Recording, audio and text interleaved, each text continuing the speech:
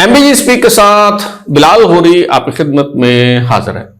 मैं 2-3 दिन की छुट्टी पर था और आउट ऑफ स्टेशन था। इस दौरान वफाकी दारुल हुकूमत में बहुत अहम डेवलपमेंट्स हुई, बहुत बड़ी बड़ी खबरें या फिर आप उन्हें अफवाहें कह सकते हैं, वो सामने आई। मिसाल के तौर पर ये खबरें ज़ेर गर्दिश रहीं कि नए DGISI lieutenant general Asim Malik के चार्ज लेने के बाद बहुत अहम तब्दीलियां आई हैं और ISI में सबसे कलीदी मनसब पर काम कर रहे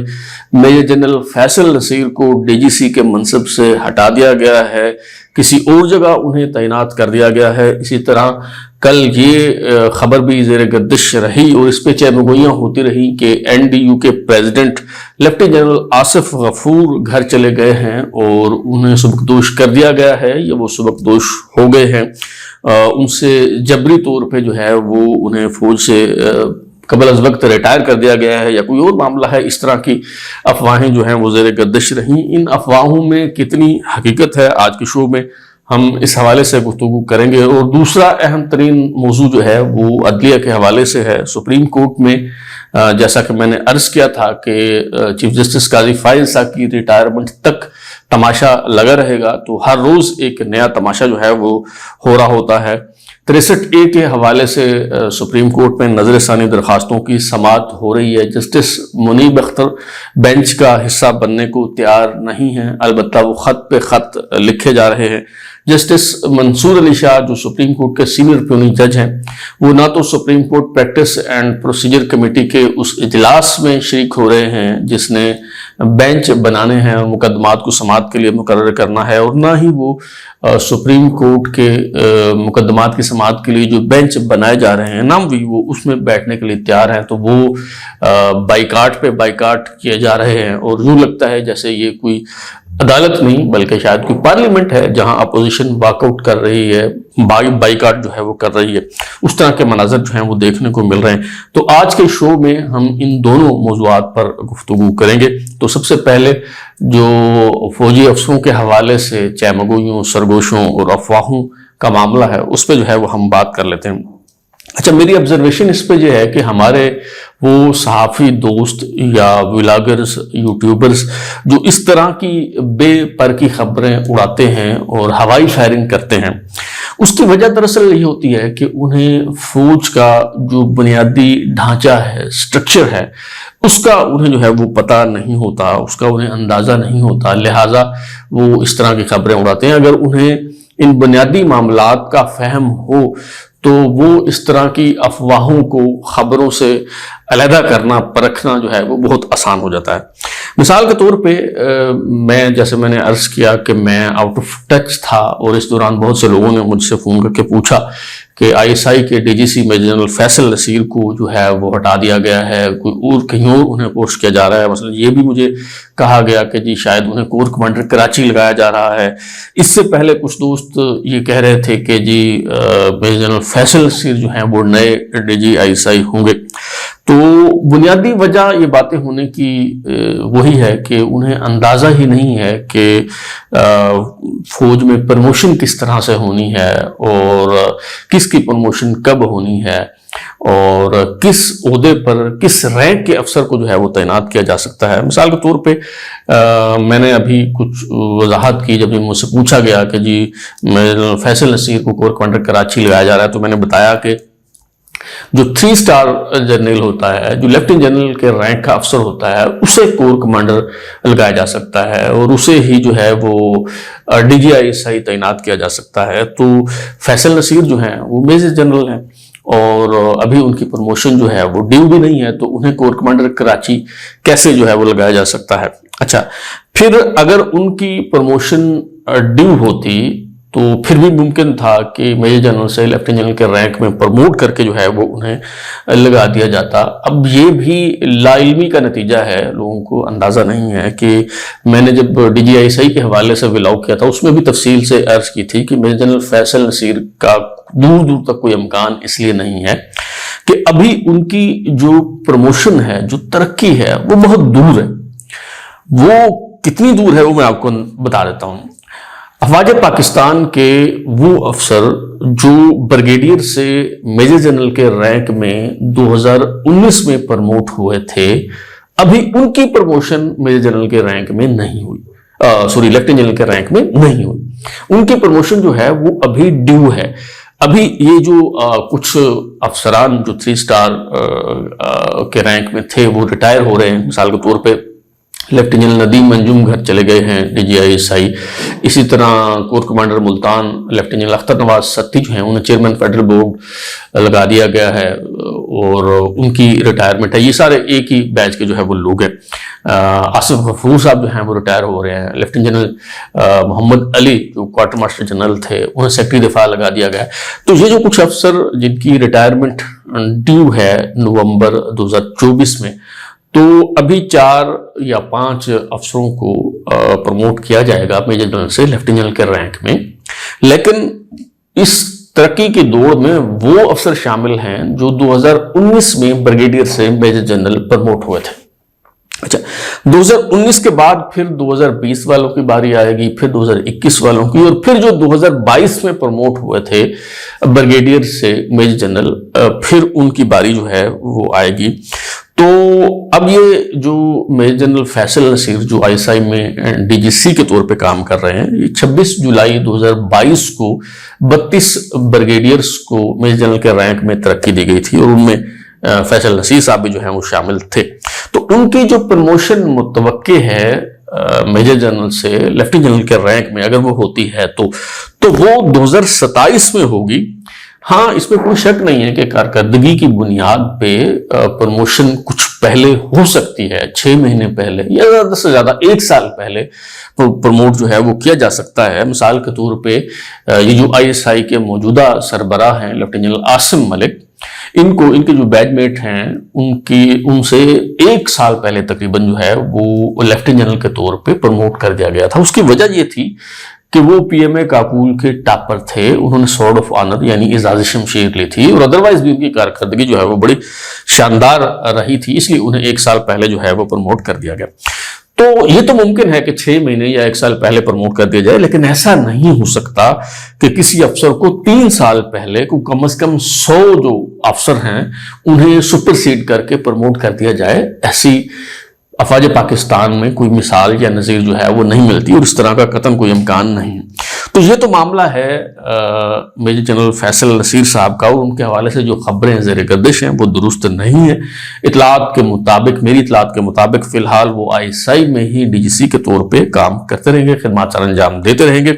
हाँ, अलबत्ता अल्टीमेटली 6 माह बाद या कुछ अर्सा बाद उनकी पोस्टिंग जो है वो कहीं और होना है, क्योंकि मुसलसल एक ही जगह किसी अफसर को नहीं रखा जा सकता, रिशफलिंग और रोटेशन पे जो है वो जाना होता है। तो यहाँ से जब उनकी पोस्टिंग होगी तो जो मेजर जनरल के रैंक के अफसर किसी ओहदे पे तैनात किया जा सकता है, ऐसे ओहदे जहाँ पे मेजर जनरल का रैंक अफसर तैनात होता है वहां कहीं उन्हें तैनात किया जा सकता है। मसलन वो चूंकि CMI से कोर ऑफ मिलिट्री इंटेलिजेंस से हैं तो ऐन मुमकिन है कि उन्हें DGMI लगा दिया जाए, क्योंकि जो DGMI है वो मेजर जनरल के रैंक का अफसर होता है। इसी तरह DG रेजर सिंध लगाया जा सकता है, या बलूचिस्तान कोयटा में IGFC तैनात किया जा सकता है, और भी बड़े जो है वो DG ISPR जो है वो लगाया जा सकता है, या इसी तरह किसी डिवीजन की कमांड जो है वो दी जा सकती है। लेकिन फिलहाल ऐसा कोई फैसला नहीं हुआ और इतलात यही है कि major general Faisal Naseer ISI में ही इसी मनसब पर अपने खिदमत जो है वो सर अंजाम देते रहेंगे। दूसरी जो बड़ी खबर ज़ेर गर्दिश रही कल, और इस हवाले से भी बहुत ज़्यादा जो है वो पूछा गया, वो ये थी खबर कि NDU के प्रेसिडेंट, साबिक DG ISPR, साबिक core commander Quetta lieutenant general Asif Ghafoor साहब जो हैं वो सुबकदोश हो गए हैं या उन्हें घर भेज दिया गया है। तो ये जो खबर मैंने जब सुनी तो मुझे बड़ी हैरत हुई इस पे, और नाकाबिले यकीन सी बात थी। उसकी वजह ये थी कि جو آصف غفور صاحب ہیں ان کی ریٹائرمنٹ نومبر کے آخر میں ڈیو ہے. یہ 25 نومبر 2020 کو 6 جو افواج پاکستان کے افسرز ہیں انہیں میجر جنرل کے رینک سے لیفٹیننٹ جنرل کے رینک میں پروموٹ کیا گیا تھا. اور جب کوئی لیفٹیننٹ جنرل کے رینک میں پروموٹ ہوتا ہے تو 2 صورتیں ہوتی ہیں ریٹائرمنٹ کی. ایک یہ کہ 4 سال مدت ہوتی ہے اس رینک میں، 4 سال پورے ہو جائیں، یا پھر اس کی جو عمر کی بالائی حد ہے وہ پوری ہو جائے تو تب بھی وہ ریٹائر ہو جاتا ہے. تو بھی آصف غفور صاحب کے معاملے میں یہ دونوں باتیں جو ہے وہ نہیں ہیں، تو ان کی ریٹائرمنٹ جو ہے وہ ڈیو ہے نومبر کے آخر میں. اچھا، پھر اس پہ اس لیے بھی مجھے حیرت ہوئی کہ انہیں کہا گیا کہ جی ان کے خلاف کارروائی کی جا رہی ہے یا کوئی انہیں فوج سے قبل از وقت جبری طور پہ ریٹائر کر دیا گیا ہے. دیکھیے، اگر ایسا کرنا ہوتا تو جب آصف غفور صاحب کو ان سے جو کمانڈر صدرن کمانڈ کا جو منصب ہے وہ واپس لے کے جب انہیں این ڈی یو میں پریزیڈنٹ کے طور پہ تعینات کیا گیا تھا تو ایسا اس وقت ہو سکتا تھا. اب تو ان کی ریٹائرمنٹ میں 1-1.5 مہینہ رہ گیا ہے، تو ایسا ہوتا نہیں ہے بالعموم فوج میں کہ ایک افسر جو ریٹائر ہو رہا ہے 1 مہینے 1.5 مہینے میں، تو کوئی اگر معاملہ ہو بھی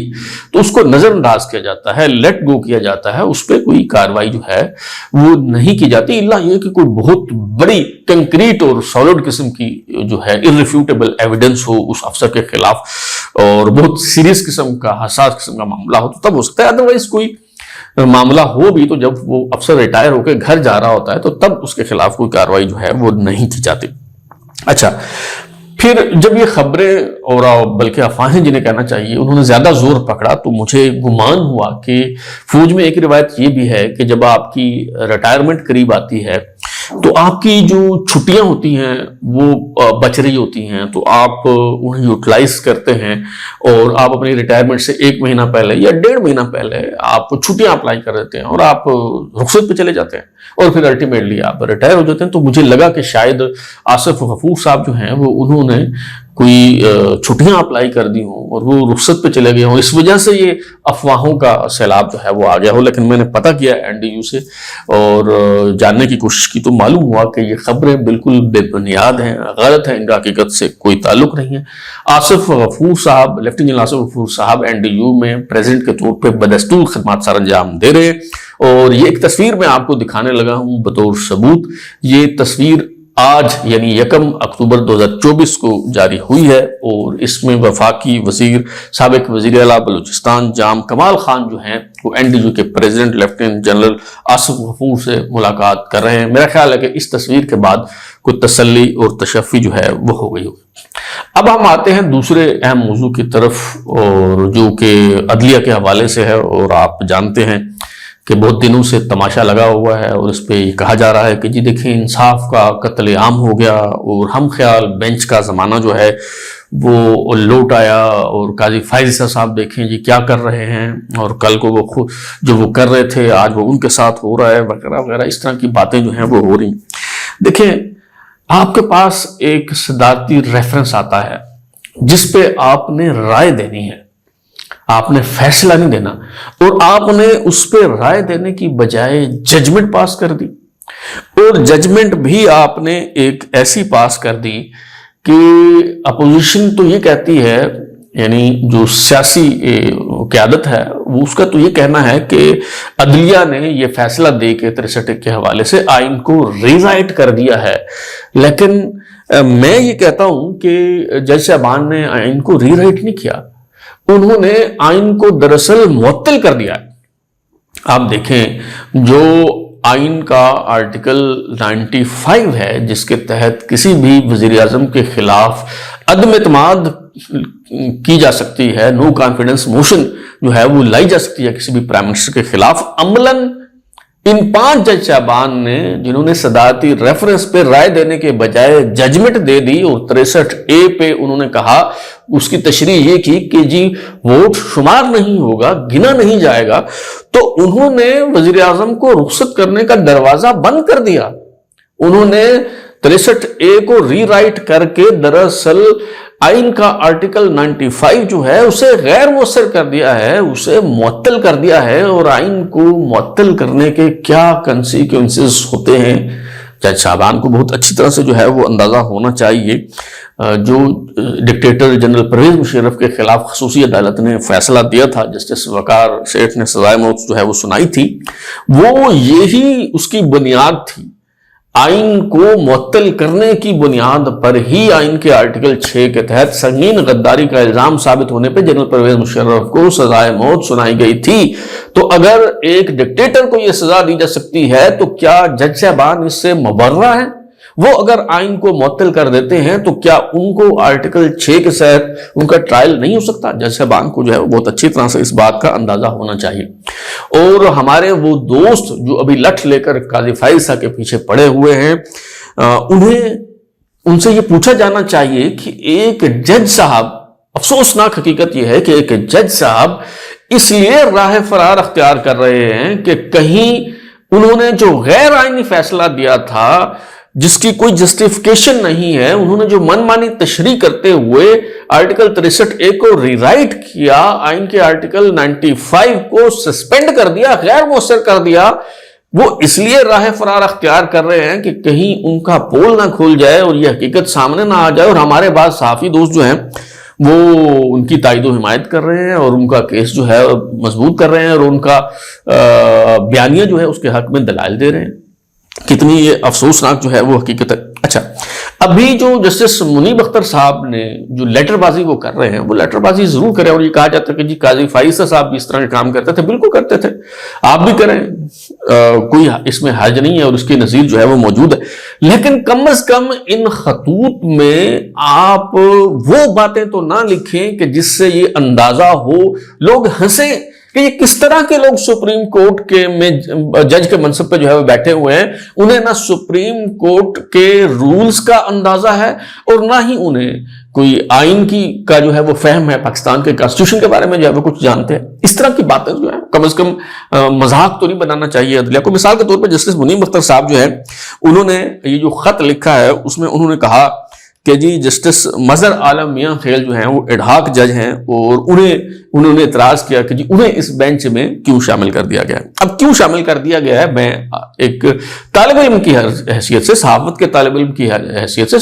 ظاہر ہے یہ سورج کو چراغ دکھانے کے مترادف ہے کہ ایک صحافی ہونے کے ناطے میں سپریم کورٹ کے کسی جج کو بتاؤں کہ سپریم کورٹ کے رولز کیا کہتے ہیں، یہ پاکستان کا کانسٹیٹیوشن کیا کہتا ہے، لیکن ظاہر ہے جب اس طرح کی باتیں جو ہیں وہ جج صاحبان کریں گے تو ظاہر ہے ہمارا فرض ہے کہ اس کی جو ہے ان معاملات کی وضاحت کرنا اور حقیقت کو سامنے لے کے آنا۔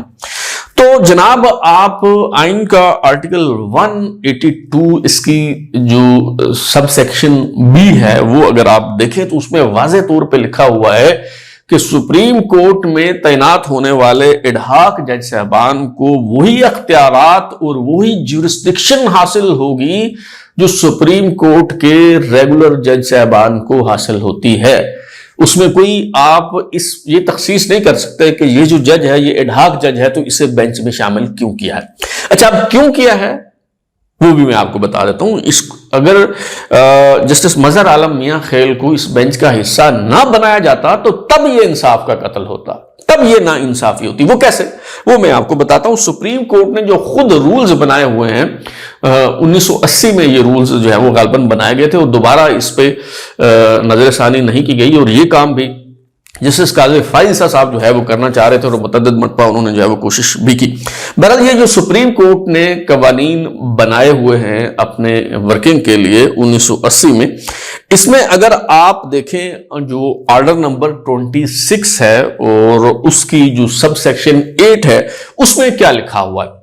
وہ یہ سیکشن جو ہے یہ ہے کہ جب کسی فیصلے کے خلاف ریویو دائر ہوگا، نظر ثانی پٹیشن دائر ہوگی، تو اس پہ بینچ کس طرح سے کانسٹیٹیوٹ کرنا ہے وہ طریقہ کار اس میں جو ہے وہ بتایا گیا۔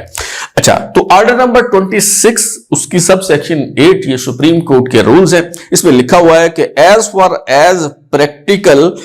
the application for review shall be posted before the same bench that delivered the judgment۔ یعنی جہاں تک ممکن ہو جو ریویو پٹیشن ہے وہ اسی بینچ کے سامنے مقرر کی جائے گی جس نے وہ معاملہ سنا ہو، اس پہ سماعت کی ہو، یا جنہوں نے وہ آرڈر پاس کیا ہو جس پہ ریویو کی درخواست جو ہے وہ دائر کی گئی ہے۔ اب یہ فیصلہ کن جج صاحبان نے دیا تھا میں آپ کو بتاتا ہوں. 63A کے حوالے سے جو صدارتی ریفرنس تھا جو عارف علوی صاحب نے جو بھیجا تھا, اس پہ جو 5 رکنی بینچ تھا اس کے سربراہ تھے جسٹس عمر عطاب بندیال, جسٹس اعجاز الاحسن اس کا حصہ تھے, جسٹس منیب اختر, جسٹس مظہر عالم میاں خیل اور جسٹس جمال خان مندو خیل. یہ 5 رکنی بینچ جو ہے وہ تھا جس نے 63A کے حوالے سے فیصلہ دیا. اب جسٹس عمر عطاب بندیال صاحب ریٹائر ہو چکے ہیں, جسٹس اعجاز الاحسن صاحب جو ہیں وہ استعفیٰ دے کے گھر جا چکے ہیں, جسٹس منیب اختر صاحب دستیاب ہیں, جسٹس مظہر عالم خیل دستیاب ہیں, جسٹس جمال خان مندو خیل دستیاب ہیں. اب جو 5 رکنی بینچ جسٹس قاضی فائز صاحب نے جو ہے وہ تشکیل دیا,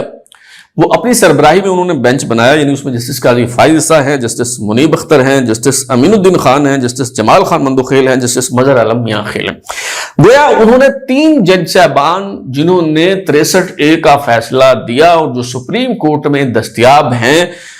supreme court rules order 26 subsection 8 کے تحت ایز پریکٹیکل ایز پاسبل کے فارمولے کے تحت جسٹس قاضی فائز صاحب نے ان 3 جج صاحبان کو اس بینچ میں رکھا جنہوں نے یہ اوریجنل ججمنٹ جو ہے وہ پاس کی تھی. اس میں جسٹس عمر عطاب بندیال ریٹائر ہو گئے تو اس کی جگہ وہ جسٹس قاضی فائز صاحب چیف جسٹس ہیں تو وہ بینچ کے سربراہ ہیں, اور اعجاز الاحسن صاحب کی جگہ جسٹس منیب اختر جو ہیں انہیں اس بینچ میں جسٹس امین الدین خان جو ہیں انہیں اس بینچ میں رکھا گیا. اچھا, اب جب جسٹس منیب اختر صاحب نے جو ہے وہ اس پہ انکار کر دیا اور وہ بینچ کا حصہ نہیں بنے تو بینچ کو جب ریکانسٹیٹیوٹ کیا گیا تو جسٹس نعیم اختر افغان کو اس بینچ میں شامل کیا گیا. اب معاملہ یہ ہے کہ جسٹس منیب اختر صاحب جو ہیں وہ بینچ کا حصہ نہیں بنتے, اور اس کے لیے طریقہ کار یہ تھا کہ وہ آتے اس دن عدالت میں اور وہاں بیٹھتے اور جو بھی ان کا موقف تھا وہ وہاں بیان کرتے اور اس کے بعد وہ بینچ سے الگ ہو جاتے. یہ ان کا حق ہے, اور اس کے بعد بینچ جو ہے وہ ریکنسٹیٹیوٹ ہو جاتا. لیکن وہ وہاں تشریف نہیں لائے. پہلی تو انہوں نے یہ جو ہے وہ ضابطہ اخلاق کی خلاف ورزی کی. اچھا, پھر اس کے بعد وہ جو باقی 4 جج صاحبان تھے انہوں نے اس دن سماعت کی اور ایک مرتبہ پھر انہیں موقع دیا کہ وہ اگر چاہیں تو اس بینچ کا حصہ بن جائیں. وہ نہیں بنے تو اس کے بعد جسٹس منیب اختر کی جگہ جسٹس نعیم اختر افغان کو جو ہے وہ شامل کر لیا گیا, اور قاضی فائز صاحب نے وضاحت کی ہے کہ منصور علی شاہ صاحب سے بھی ریکویسٹ کی گئی تھی. اب وہ نہ تو supreme court practice and procedure committee کے اجلاس میں آتے ہیں, نہ انہوں نے بینچ میں شامل ہونے پہ آمادگی ظاہر کی. تو مجھے بتائیں قاضی فائز صاحب پھر کیا کریں؟ کیا وہ بیرسٹر گوہر لطیف کھوسا اور اس طرح کے جو پی ٹی آئی کے رہنما ہیں کیا ان پہ مشتمل کوئی بینچ تشکیل دے دیتے, یا وہ کوئی بھیجتے سپریم کورٹ کا اہلکار کہ جائیں اعجاز الاحسن صاحب کو بلا کے لائیں, مظاہر علی اکبر نقوی سے درخواست کریں, جسٹس عمر عطاب بندیال جسٹس ثاقب نثار صاحب سے کہیں کہ جی وہ سپریم کورٹ کے بعض جج صاحبان جو ہے وہ منہ بسور کے بیٹھے ہوئے ہیں اور وہ کہتے ہیں جی کہ یہ بینچ ٹھیک نہیں بنا, تو آپ آئیں براہ کرم اور اس معاملے کی جو ہے وہ سماعت کریں. تو یہ کس طرح کی باتیں, کوئی اس کے پیچھے لاجک نہیں ہے, کوئی اس کے پیچھے آرگومنٹ نہیں ہے.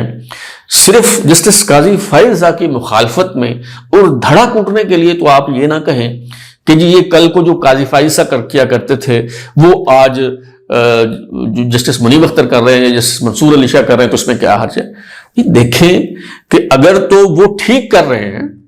اور کسی اصولی موقف کی بنیاد پہ جو ہے وہ یہ کر رہے ہیں. مثلا جسٹس قاضی فائز صاحب نے کچھ عرصہ چیمبر ورک کیا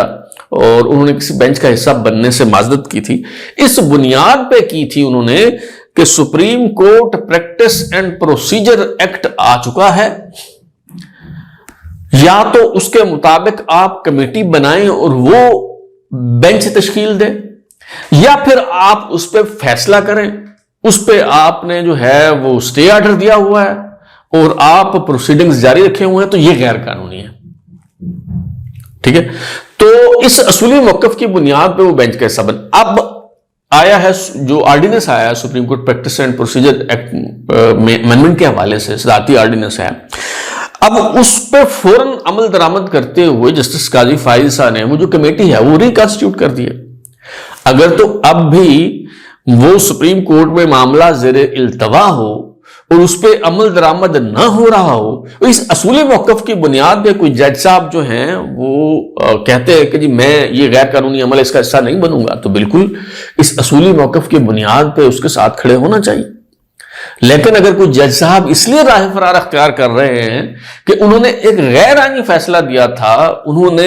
एक फैसले के जरिए आइन को रीराइट ही नहीं किया था बल्कि आइन को मुअत्तल कर दिया उन्होंने, और अपना पोल खुल जाने के खौफ से वो बेंच का हिस्सा बनने को तैयार नहीं है, तो फिर आप किस असूली मौकफ की बुनियाद पर धड़क उठ रहे हैं? जाहिर है इस सूरत हाल पे राफिया को परेशानी तो लाहक होगी, क्योंकि ना अब उमरता बंदयाल साहब हैं जो आके बेंच की सरबराही कर सके, ना एजाजुल हसन साहब हैं, ना साकिब निसार साहब हैं, ना अब सलमान फयाज गनी जो हैं वो लाहौर के कोर कमांडर रहे हैं, और ना ये कमबख्त मार्शल्ला लगाते हैं। तो मेरा ख्याल है कि हमारे वो सहाफी दोस्त, उनको भी गालिबन यही परेशानी है जो राफिया को लाहक है। अब तक के लिए इतना ही। बिलाल होरी को इजाजत दीजिए, फिर मुलाकात होगी। अगर आपको हमारा शो पसंद आया तो उसे लाइक करें, कमेंट करें, शेयर करें, और हमारे चैनल सब्सक्राइब करने के बाद बेल आइकन यानी घंटी जरूर दबाएं ताकि आपको नई वीडियोस के नोटिफिकेशंस मिलते रहें। बहुत शुक्रिया।